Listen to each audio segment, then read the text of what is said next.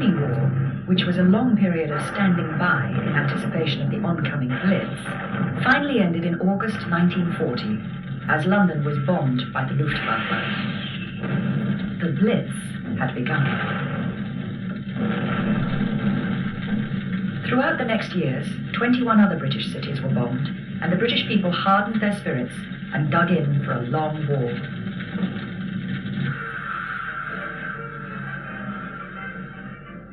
Rationing was introduced for clothing and food. It was generally welcomed as a means of ensuring fair shares for all. Families protected themselves in air raids by building Morrison Shelters in their gardens, by going underground into the London tube stations, or by taking refuge in trenches in public parks and on common land.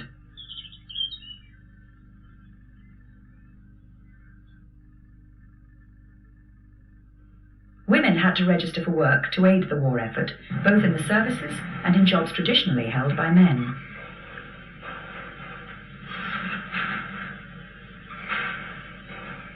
Civil defence was prevalent, and the Home Guard was formed. Scrap metal was collected from munitions factories, and a war on waste was waged. Throughout the war, Hitler was unable to undermine the spirit of the British nation, whose courage and resilience in the face of Nazi butchery and aggression remained undaunted. These are the stories of some of the women who lived through the Blitz, the wives, mothers, schoolgirls, and factory workers.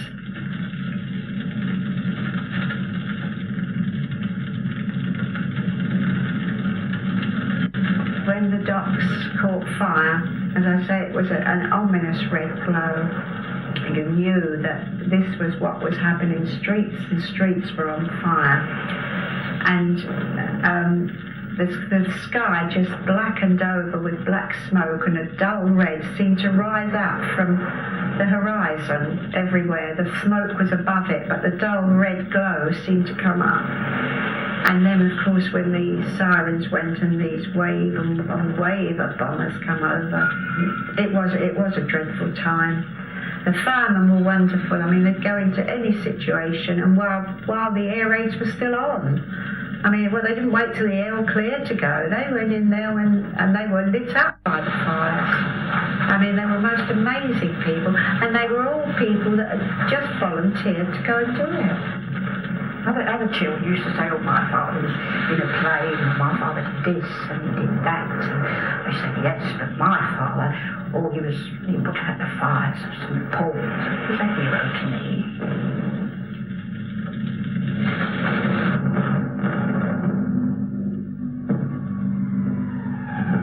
Unable to launch an invasion, Germany tried to bomb Britain into submission. From the 7th of September 1940 to the 16th of May 1941, the Luftwaffe carried out an intensive bombing campaign against Britain's cities and industries. London was attacked on 57 consecutive nights in 1940 and experienced further raids later in the war. 21 other cities also came under heavy air attack. In their rage at these blows of their air might, the Nazis threw off all pretense of confining themselves to military targets, and the following pictures show that bombs have been scattered over London without any distinction of military objectives. In the East End, much damage has been done to business premises and homes, and the morning after this occurred, the German communique said that they attacked targets of military importance. Military importance? Look at it! In a West London district, some houses and a block of flats were struck. Targets of military importance, my foot.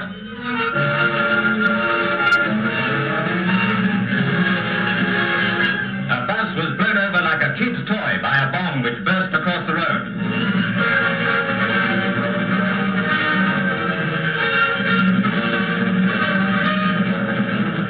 A tram, too. Is a London tram card of military importance?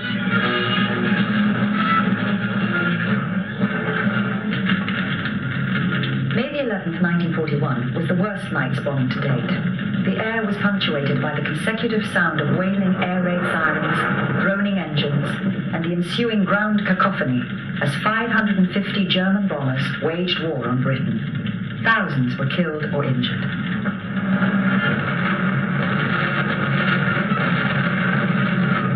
In 1942, Hitler began his Bydecker Raids, a seemingly random attack on every town mentioned in the Bydecker Guide, a German tourist manual.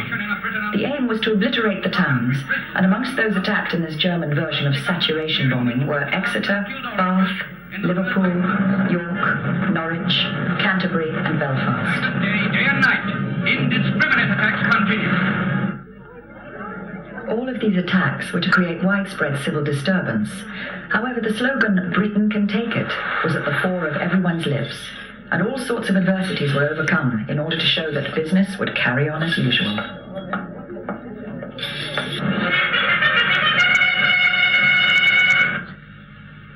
All 3 of the women's services are now open to volunteers. Whether you are married or single, if you are between the ages of 17.5 and 45, there is a job waiting for you, a job that must be filled.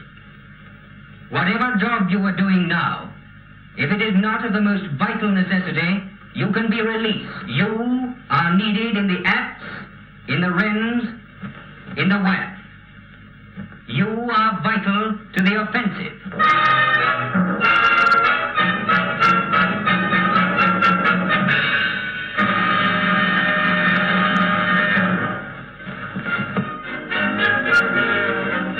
By June 1944, Britain was fully mobilized, with some 5 million people in the forces and approximately 16.5 million men and women involved in civilian war work.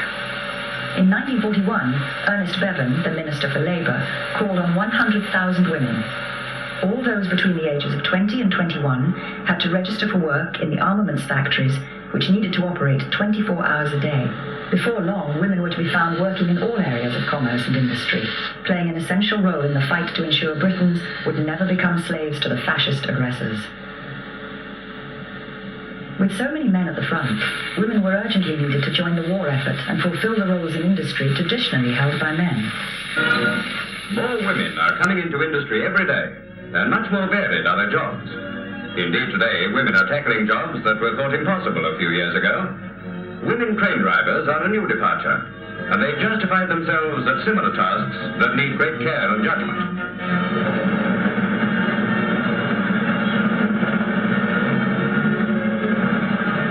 Women are taking to shipbuilding, like the ships they help to build take to water.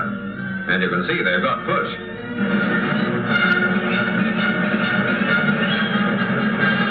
Girl riveters are fast becoming as skillful as the men.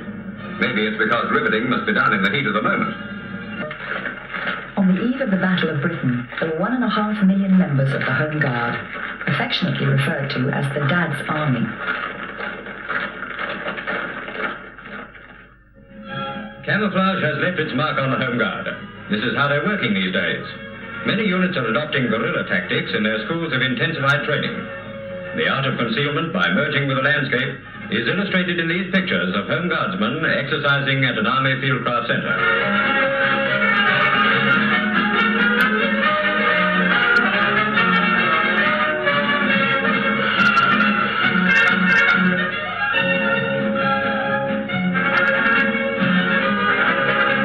Brick buildings with a background instead of bushes, they turn into the local. It's really amazing how close you can be to a body of men without knowing it. The disappearing trick has been brought to a fine art.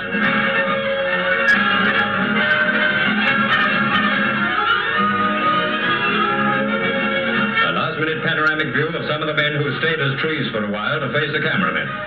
Incidentally, all dogs have been warned off the course.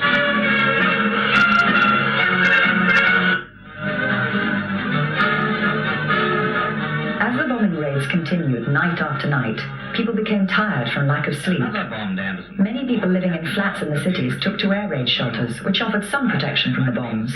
But the provision of adequate numbers of public shelters became a problem. And so, corrugated Anderson shelters were issued free to those with annual incomes under £250 and a garden to bury it in. In London's East End, where the Blitz was at its heaviest, few were fortunate enough to have gardens, so people took to the London's underground stations to shelter. Those whose houses were destroyed by direct hits moved their remaining belongings down into the stations. At first, the authorities barred the way into the stations, but the demand for safe places to sleep was so great that it was not long before the Salvation Army and the Women's Voluntary Service were running shuttle services of food and drink from station to station. At 71 stations in the London Underground system, tube trains are bringing refreshments to platform shelterers. Over 120 canteens are being installed. 48 of them are already operating. When the provisions are unloaded, the canteen attendants set up shop while their customers lay down their beds for the night. There may be a blitz going on hundreds of feet overhead, but down below, tens of thousands of shelterers are going to make short work of 250,000 cups of tea and cocoa, to say nothing of buns, cake, apples and chocolate. Houses were adapted to offer some protection during raids. The Morrison Shelter was a big metal table which was used to reduce the risk of being trapped without air. This will be available in certain areas, where it will be free to those with incomes under £350 and will also be on sale at £7. It has stood up to the severe tests equal to the weight of collapsing ceilings and roofs in small houses.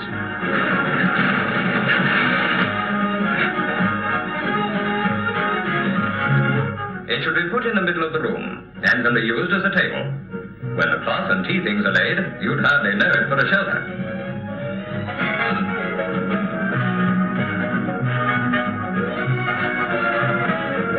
There is, of course, the alternative of putting up a timber framework strong enough to bear the weight of a falling upper floor. Read how to do it in the booklet. By the way, where is that booklet? Here it is, my copy, that you can buy for threepence at any bookstore. It's called Shelter at Home.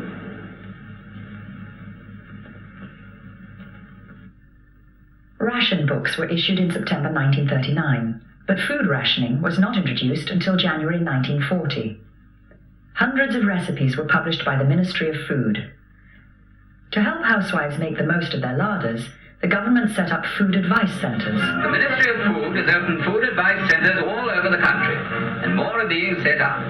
Their advice is free, whether you want to know about buying food or cooking it. Some food advice centres answer 2,000 questions a week.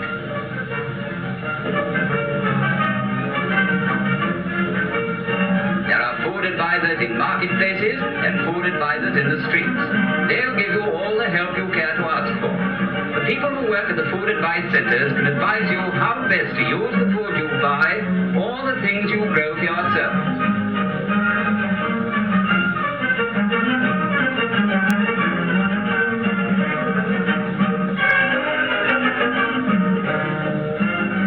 In some places, food advisors will help you with your shopping so that you can buy the best cheaply.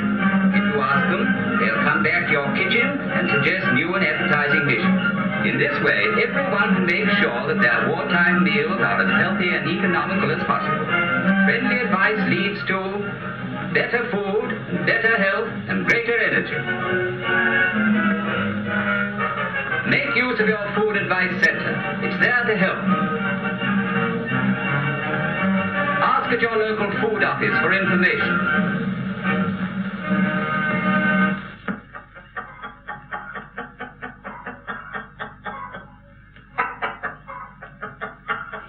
The amounts of basic foodstuffs, such as meat, cheese, sugar and fats, that people could buy were limited. Bread and potatoes remained unrationed when in December 1941 a flexible system was introduced, points rationing, which enabled people to use their monthly allocation of points to buy goods of their own choice, including less essential food items like dried and canned goods.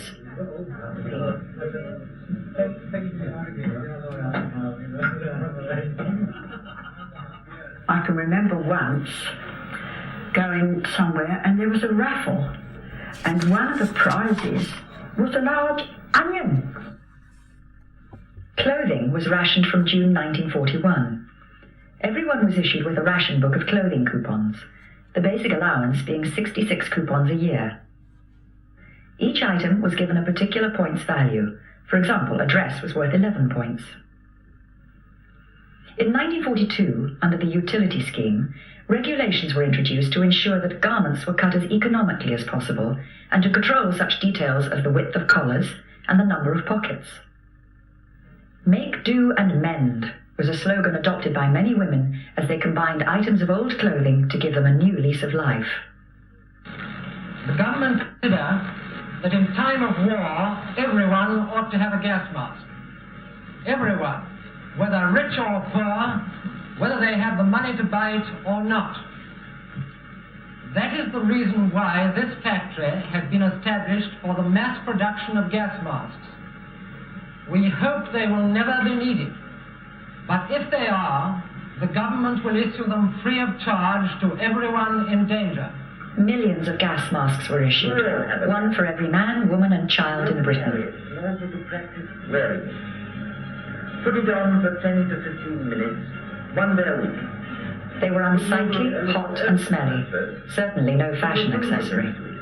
But as gas was used against troops in the First World War so devastatingly, both the government and the civilian population were alerted to its dangers. Here in the Ministry of Home Security, we try to set an example. Gas masks on 5 minutes, please.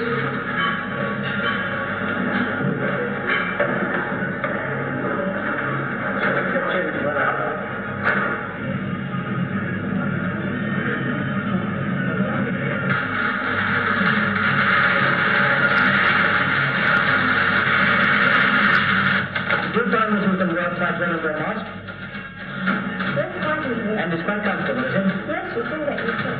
That's good. Now don't forget to wipe your mask after you've used it. Try the inside. The gas masks we just used to try on occasionally. We carried them everywhere with us, of course. They used to make little coloured cases that you could buy to put the gas mask in, so it looked a little bit more glamorous. You could get the material to match your outfit all the better.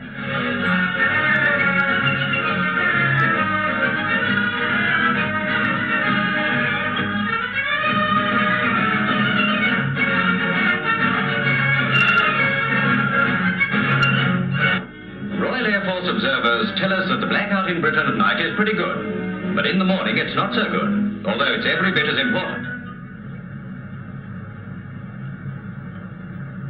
Air raid wardens rigorously enforced the blackout, issuing heavy fines for those who broke it. Heavy blackout curtains were hung in houses, and in factories windows were painted black, so that the workers had to produce by artificial light day and night.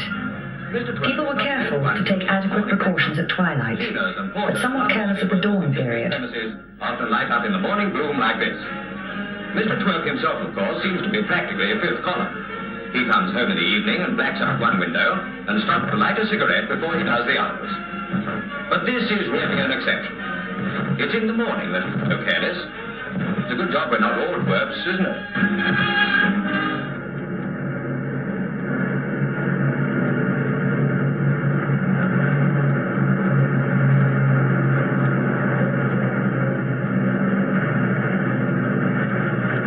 Lights were blacked, apart from a tiny cross in the middle, and all street lamps were turned off.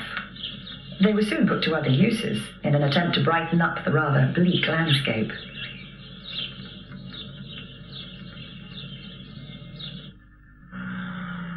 The blackout was a hazardous time, when accidents on the road increased at a phenomenal rate. Headlights on cars were initially banned, but later were allowed to be hooded, as 4,000 people were killed on the roads in the first few weeks.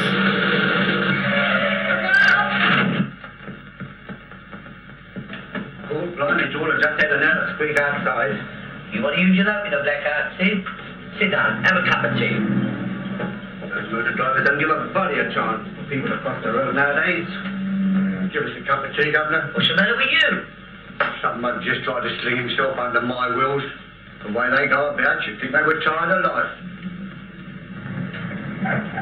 Oh, are you the merchant that nearly knocked me over? Why, are you the chap that nearly gave me heart failure? Let me tell you, that's all right in peacetime. I can see everything in the headlights. But now it's different. I can't see him. And as for you, crossing in the headlights, I'm on top of it. You know it? You didn't even see me coming. I saw you, George, all right. If you hadn't have driven so fast, you and all your jaywalkers, if you was to only walk facing the traffic. See what I mean? I get you, Professor Blackout, and don't drive so fast. Okay, Johnny Dazzle Torch. For the second time since the outbreak of war, these boys and girls are taken out of danger zone.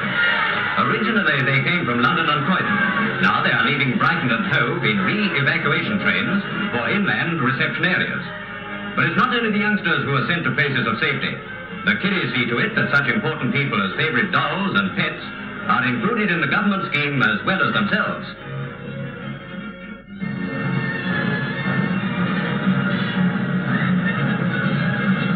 So it's goodbye to the cities and danger areas, labelled and loaded and not forgetting their gas masks. The children head for the special train, and they're not worrying, they're off on a holiday.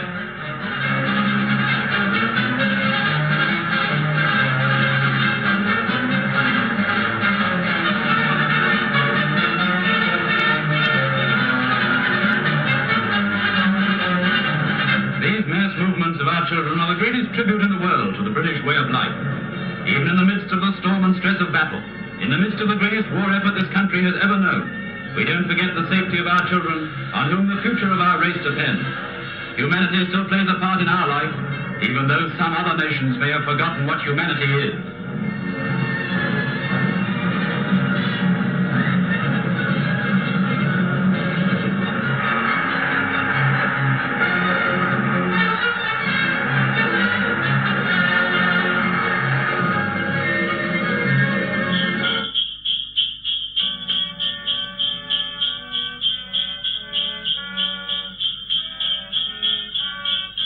Christmas time and children in London during the Blitz, there were not many children around. Most of them had been evacuated. A few of them that did remain at home it was just a quiet Christmas. No one really had a riotous Christmas. They were given things as best they could. Mostly handmade toys. A lot of fathers made toys for their children out of bits that they could find. You see, you didn't go to a toy shop and buy expensive presents. It just wasn't done. No one did that.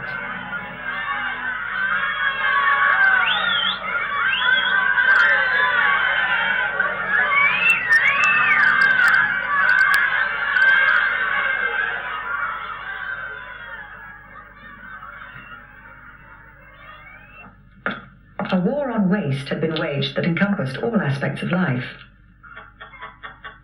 Kitchen scraps were saved to feed animals.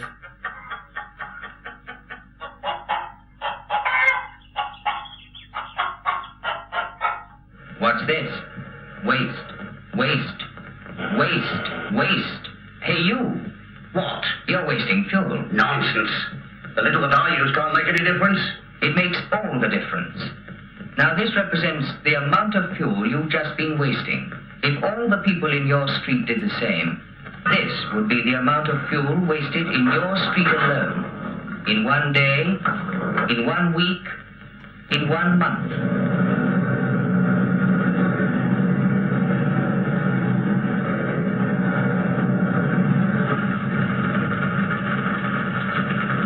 What you use and what you save makes all the difference. So keep your eye on your fuel target and save, save, save. Piper! Piper! Piper! Newspapers and magazines, catalogues and empty boxes, cartons and wrapping paper, office files and receipts, paper bags and cardboard, letters, packets, music, books. Piper! Piper! Papers made from wood pulp. Wood pulp comes from overseas. Means shipping space we can't afford. And merchant ships. And seamen's lives. Save that paper. Save that scrap. Piper! Piper! Paper scrap makes many things. Things we need to win the war. Scrap metal was desperately needed to feed the munitions factories. There was a great need for scrap metal. I believe they melted it down for aircraft and tanks and whatever. So everybody had their railings and gates from the front of the houses taken away. And they used to have banks where people, any old tin kettles they had, they used to dispose of them that way. Tyres were taken from motor cars. Anything you had in the house that you could possibly donate to the war effort.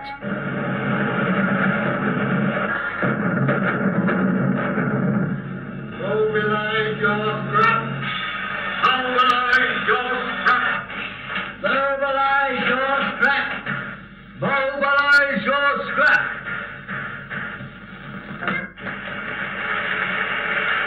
Churchill expressed the spirit of the nation with his grim determination and steely resistance. Here in London, and throughout the cities of our island, and in Ireland, there may also be seen the marks of devastation. They are being repaid, and presently they will be more than repaid. This then, my lords and gentlemen, is the message which we send forth today to all the states and nations, bond or free, to all the men in all the lands who care for freedom's cause, to all our allies and well-wishers in Europe, to our American friends and helpers drawing ever closer in their might across the ocean. This is the message. Lift up your hearts. All will come right. Out of the depths of sorrow and of sacrifice will be born again the glory of mankind. Mr. Churchill had this wonderful way with him that made you feel as though you were part of this wonderful country like this. That made you feel as though you ought to get up and shout, "Oh, long live the King!" And it made you feel proud to be British. And it was a most wonderful feeling, and then you would have done anything for him, because this was win the war.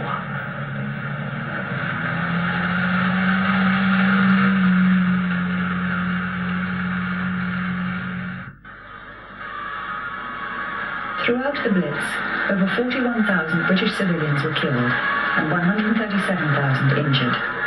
That morale was never collectively dampened is a tribute to the people as much as to the country's leaders.